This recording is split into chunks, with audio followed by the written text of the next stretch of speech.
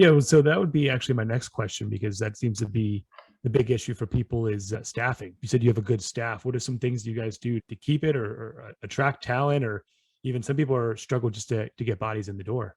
Yeah, I will say hiring has been a very tough process. We've been very fortunate. The staff that we had to begin with was pretty strong, and we're really happy that a lot of them stuck around because everybody had to work a few more hours, but we never really suffered too bad. We usually kept everything staffed pretty well. We're still trying to fill holes, and even today, it's still very tough to fill positions. Yeah. Um, we can get 20 applications, you make 20 phone calls, you get 6 answers, you get Mhm. 6 interviews scheduled, and 2 show up.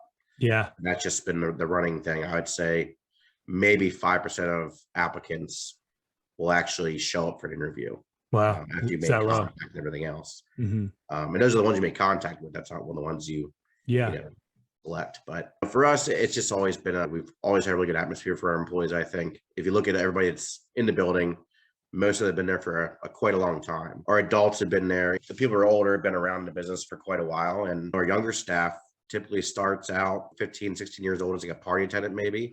Hmm. And a lot of them stick around the whole way through high school, summers during college, or even working during college, and they move on to their forever careers. I say in the last 6 years I was there, I probably had 6 staff members that started out with me as a junior in high school Hmm. and didn't leave until they got their career after college.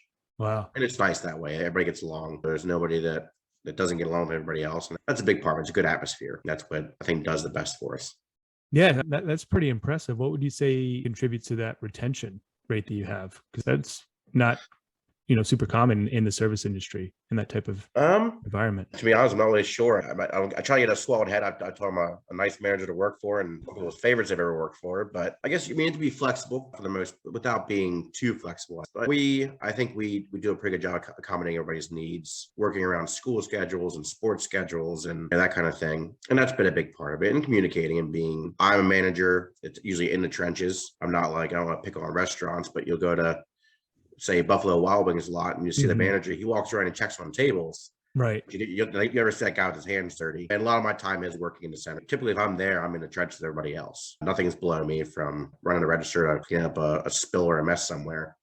Yeah. And I think that's a good part of it too. Putting yourself in the same level as them, saying anything I would ask you to do, I would do myself. I think that goes a long way with some employees. Not just sit up on your throne and cast orders. Right.